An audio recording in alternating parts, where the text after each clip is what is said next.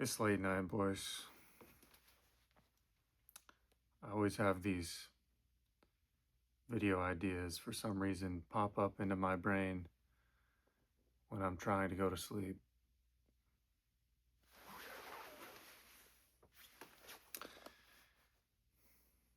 Shame is a door.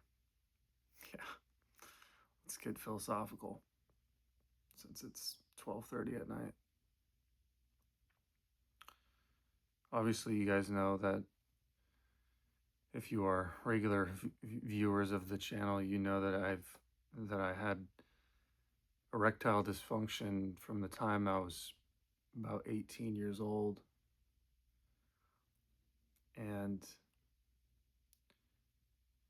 I think that stemmed from my site use, my hub use, also known as X videos, also known as Bang Bus. And I started viewing that stuff when I was 14 years old. So I'd already had about 4 years of heavy goonage in the tank on the odometer by the time I reached the ripe old age of 18 years old. I remember the faint vestiges of the first issues down there when I was like 16 or 17, but I seemed to always make do for pretty much all of high school. But then once I was out of high school, it really progressed in earnest. And there were a couple bad ones with, I've had many situations with women in my life where I've literally had hot women on top of me, and everything but their clothes are off, and we can go however far we need to go. And I had two of these instances with it's severely hot chicks when I was 19, 20. I think I was like 19 or 20, yeah. Both of them. Extraordinarily hot. And I knew it at the time. I knew like what I was looking at. I'm just like, this is incredible. And yet my guy down there was just not participating, not interested. And that is a hell of a thing. That's a hell of a thing.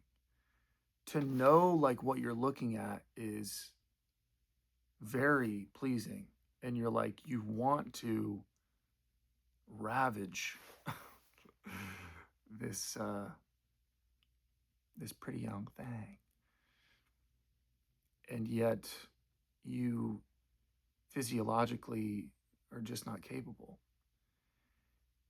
And so I had a couple of these instances where I had to stop. Like I just had to make up some excuse. I made up some excuse with these women. I always just said, you know what? I don't think we should do this. I remember like that's what I would say. I would say I don't think we should do this, because I didn't want them to know, to find out. You know, once we start getting going and we get the clothes off, that like my shit just don't work at all. And back then, like that was really the start of it being like really bad. And it was that bad for about 10, maybe 12 years.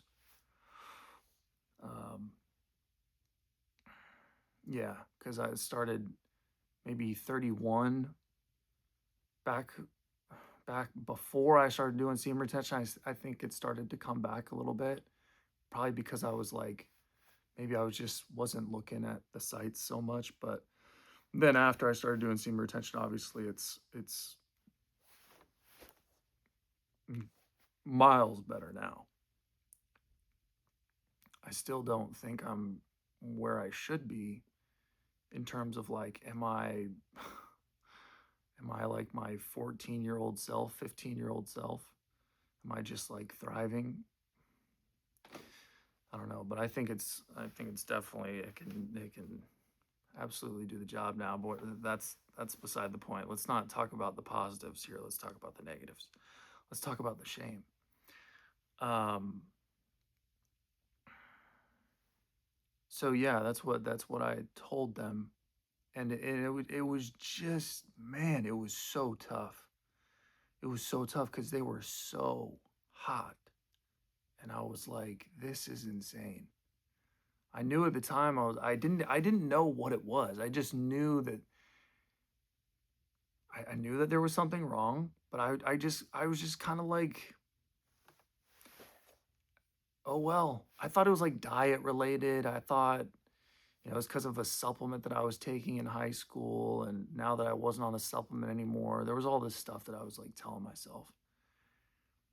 But year after year went by, and because of this, I think because of that, and the reason for my jaunt not working down there is, I think, because I was looking at the sites so much and beating it so much, that my brain was just completely completely fried.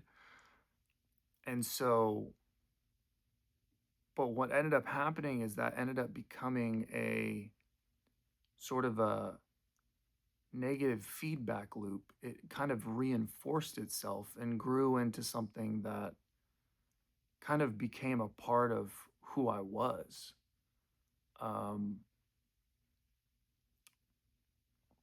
instead of instead of facing why this was happening to me, it just became more and more a part of how I dealt with my lack of ability to sexually perform with women. And so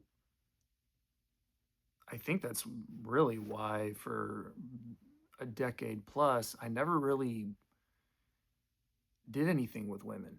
And there were a few instances along the way, again, where I could have done things with women where it was kind of like what I just described, where they're kind of, they're just kind of right there in my hands, and I can't do, I know that I can't do anything. So I have to like make up some excuse or not go through with it or whatever.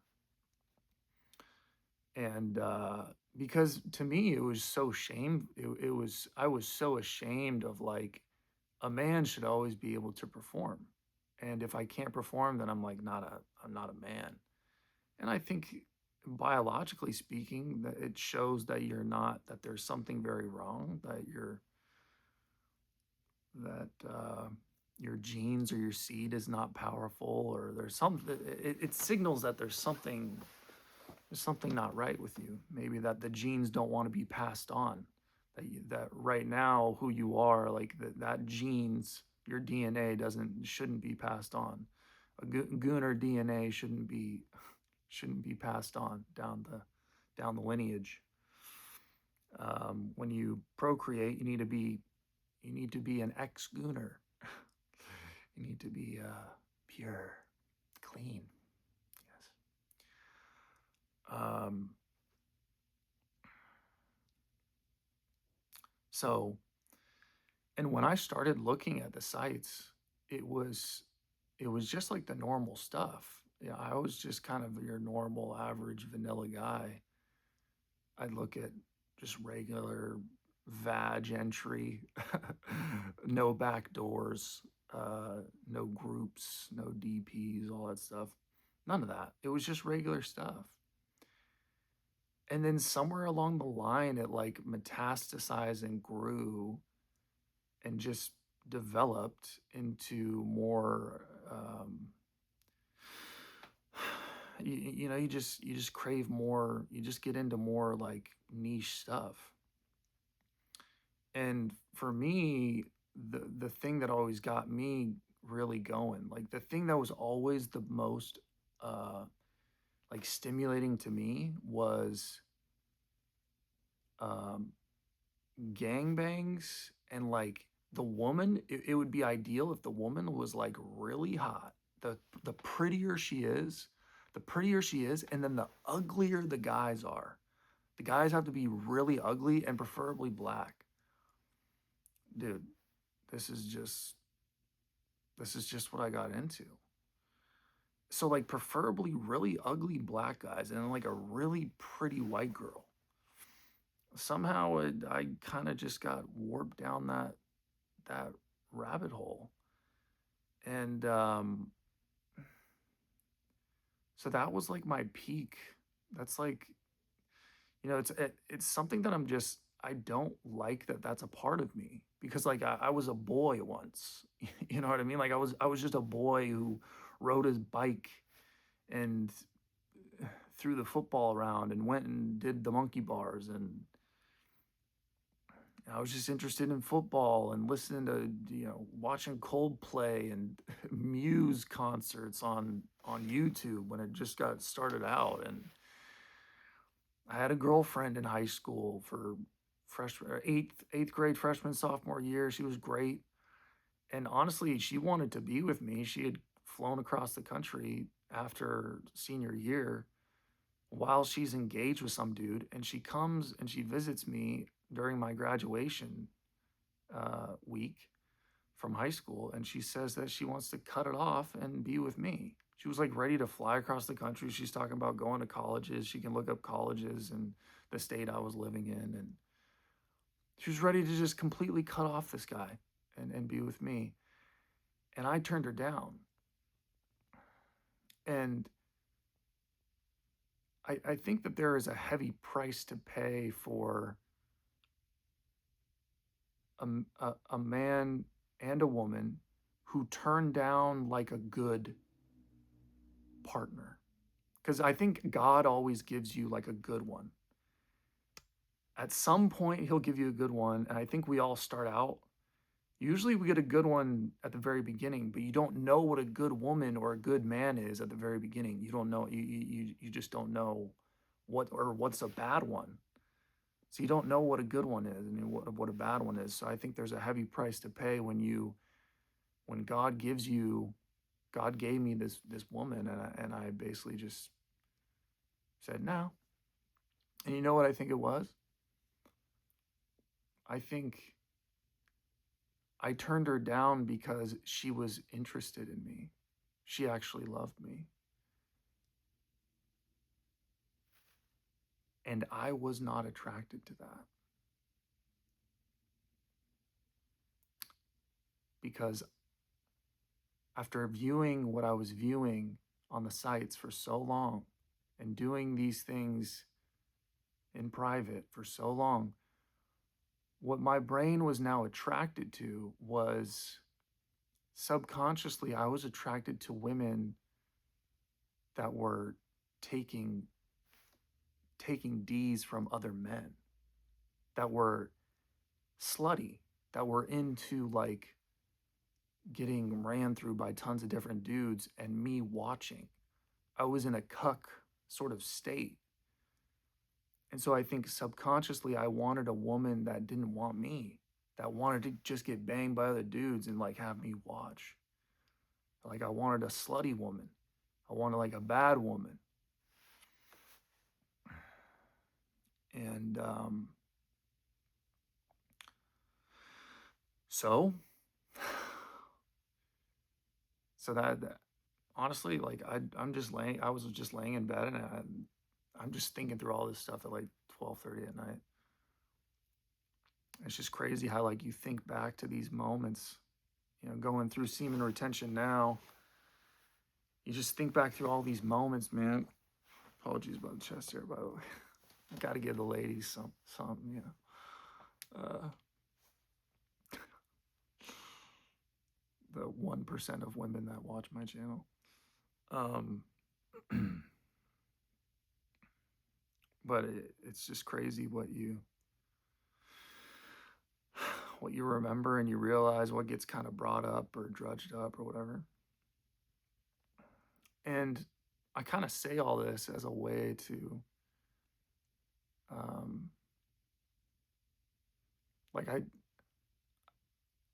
I want to talk about like the things that I'm most ashamed of about like my personality, like who I am. I think that's the part of me that I'm the most ashamed of. Um, and I'm not saying like other people have to do this, but I think for me, shame feels like a door. It feels like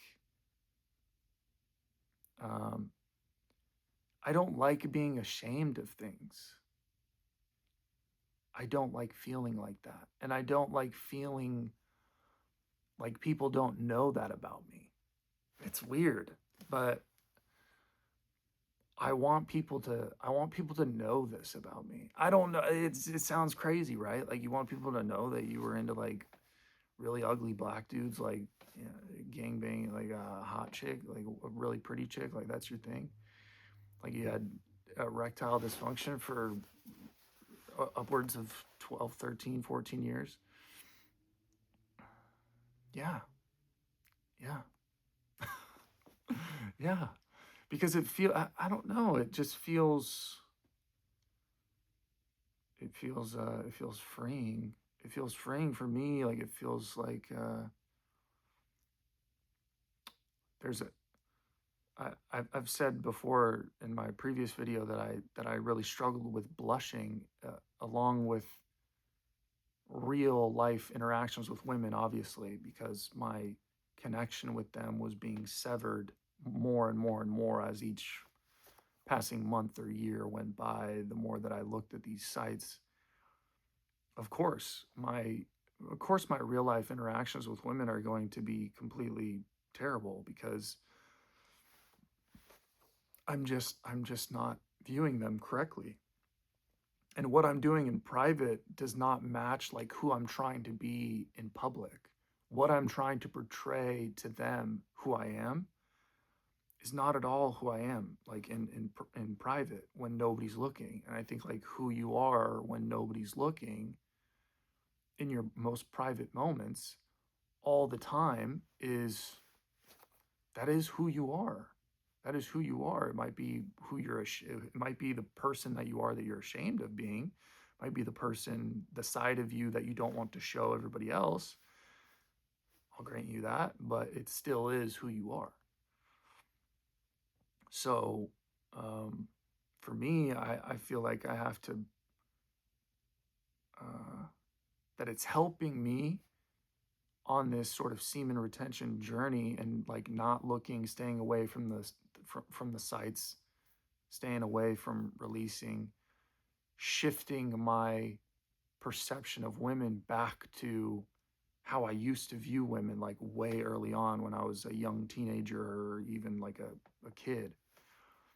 Something a lot more pure, something where I see like the humanity in them, the goodness in them, something where I maybe desire to, like, you don't want to possess a woman's body. You want to, I mean, a lot of us think that we want to possess a woman's body. We're super lustful. Oh man, it would just be great to, get inside that, just fucking rail that, whatever. It's like, no, what you really want is, I think a lot of us, what we really want deep down is you want that woman to, you want her mind. You want her to like love you. You want to love her, but you want her to love you, you know? You want her mind, really. I think that's like the biggest turn on is like if you can get a woman's mind, and then you obviously have everything else, but you can get a woman's body but not have her mind, and that is like terrible. That's like a terrible feeling. It's a terrible feeling. Nothing's worse. And for me, I always felt like I had a woman's body, but I never had her mind. And and obviously it matched up with, probably that's what I was that's what I was attracting. That's what I was, whatever, manifesting, or that's what I deserved at that moment. That's what I was putting out there. Is I'm really only into the body. I was really only into women who were, like that. And I was not a man that was. I don't think I was a man that was deserving of having any quality woman's mind. Maybe maybe a slummy woman, maybe a ghetto woman, maybe she'd get all crazy for me, but then again, she'd make my life an absolute hell, and she'd probably bang the first guy when she's in an argument with me or whatever. But so you don't want those ones. But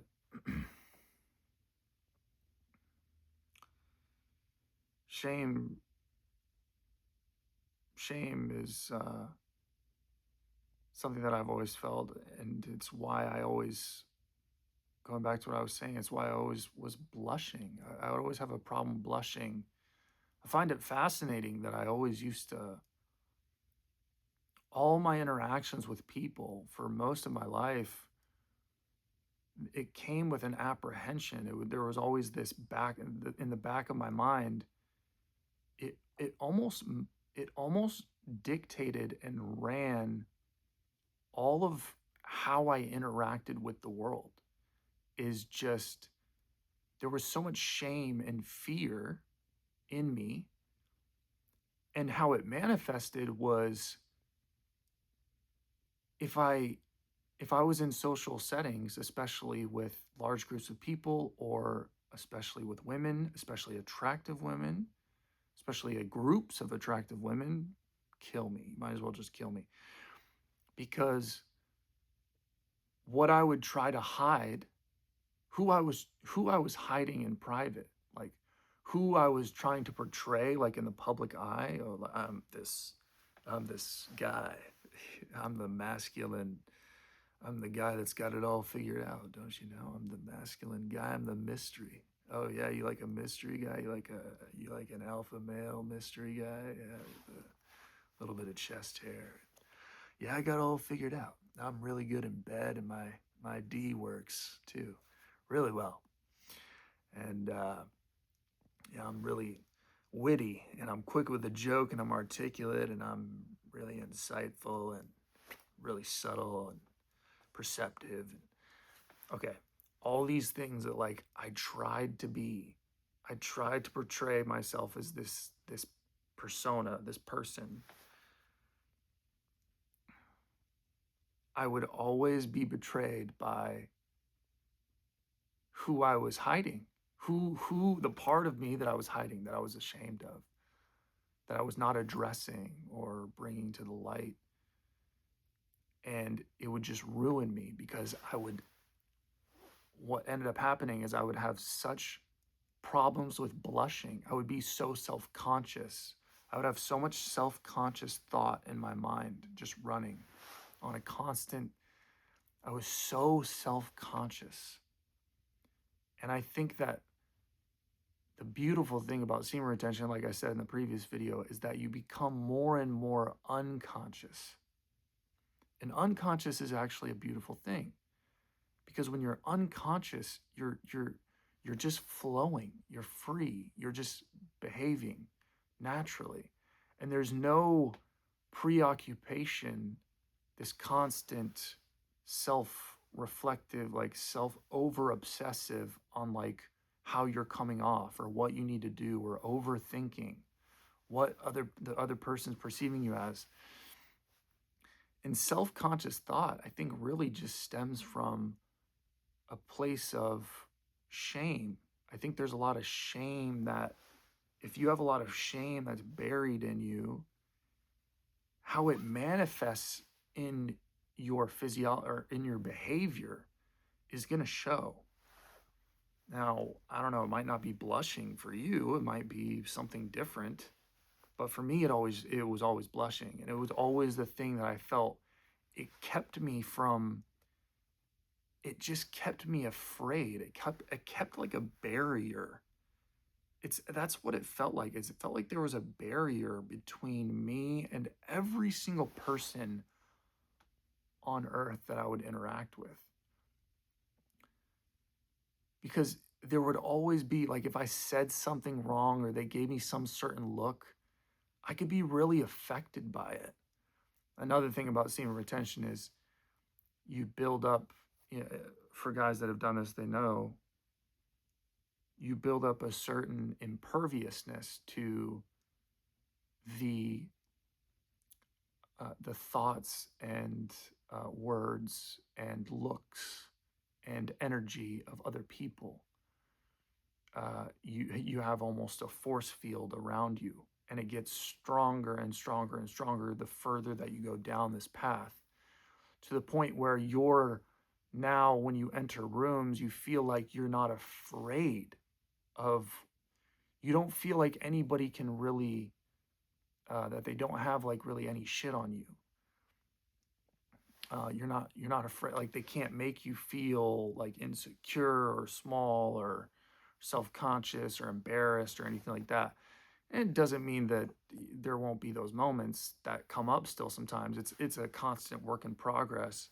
I still can catch myself like getting a little self-conscious or blushing from time to time, but it's not nearly what it used to be. It was so bad. It was so bad. It literally dictated, it made me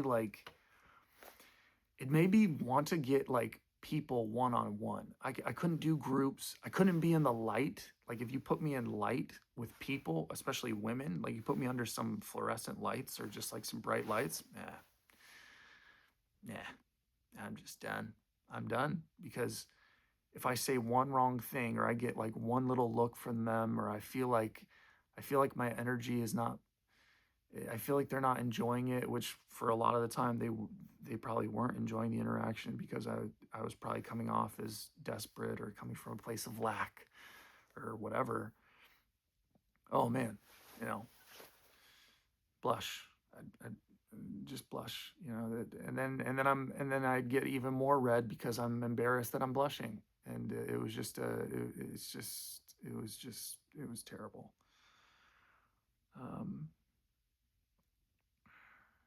but now it's not nearly as bad. Um, so I guess I just say that as I don't know. I feel like I feel like this is the only way that I can really, that my videos are even interesting. Like that I'm gonna say anything that's of use, um, that's of like any sort of significance or that can help people, is if I have to be honest. All I, I'm not one of these people that I want to like make my content like a certain genre, or like I I comment on the current events, or I do reviews on stuff, or I do like analysis on things or reacts or whatever. Like it just doesn't seem worthwhile to me. Not to me, not to me personally. I feel like the only reason that I would ever do this, that I ever did this in the first place, is I just wanted to be honest. Like I just want to get behind the camera and be uncomfortable. Like I wanna get comfortable being uncomfortable. And I was terrified and like really uncomfortable with saying that I was looking at the sites and the hub and struggling and gooning, and I get behind videos and say when I just released and I had a 5 hour gooning sesh, or that I had erectile dysfunction for most of my life, or that what my biggest, I guess you call it a fetish, or what I was really into. Um, and it's like, Yeah, most people would just be like, most people, I mean, most people would just be like, they never like, they never want to. I guess that's the problem is like, I can't really have these conversations with like people because it makes people uncomfortable. Like, I don't want to make people uncomfortable. And since you're in the comfort of your own home and I don't have to look at you, I don't have to look at your face, I don't have to deal with like your uncomfortability. And honestly, when you're alone and you can watch this shit just like with nobody else around you, you're not as uncomfortable because you know that I'm not there in the room with you. You know that you can just observe me and listen to me without any sort of worry or preoccupation with, oh, what you think I'm expecting of you, or what you need to like say back to me, or what your reaction should be, or any, or thinking about should I reciprocate? Should I like divulge some personal parts of me too? Like, no, I don't even want that from people. I don't want it like, it doesn't, I don't want that like forced or anything like that. Um, I just know that I can make people, I've learned in my life that when I'm being like my truest, most authentic self, I make people uncomfortable. And I've realized that that's just kind of who I am. I make people uncomfortable and I make myself uncomfortable. And so if I can't have these conversations with people that I know, like friends or family members, or God, I cannot have these conversations with family members. Um, it'll be a weird day when they find this channel. Hopefully it just stays a small channel forever and they never find it. But uh, who knows? I'll never tell them about it. I don't tell my family about this channel because they'd just be like, "What the fuck?" But um, I think it would be funny the day that they all figure it out and like their reactions. I'll just be like, "Oh, this is hilarious." But since I can't have these conversations with real people, I have these conversations with the world. I'll tell this to everybody. You know what I mean? Since I can't tell somebody, I'll tell everybody, and um, maybe it can maybe it can help some people. I don't know. I feel like it's helping. I just feel like it's helping me uh, with breaking through, like churning through. You're churning through the barriers, the blockages, the the pockets of friction or resistance. Um, where you can now flow, you can connect. There's the barriers are dropping between you and other people, and you still feel their barriers. I think that's a different one, but you can still feel other people's barriers and walls that are really high. But for yourself, you don't have them any, or yours are starting to crumble, and so you feel a lot more free and powerful, and not powerful in a way like, oh, I'm powerful, but you just feel powerful in a way that's like good, like you're supposed to feel powerful. Maybe not if you're a woman, but if you're a man, if you're a woman, you're supposed to feel powerful in a particular kind of way, not like a man though. Different. So yeah, I I guess that's it. The faucet's been shut off by the man upstairs. He said, "Oh, you little minion, you just you're done." Okay, I'm done. I'll go to bed. That's it.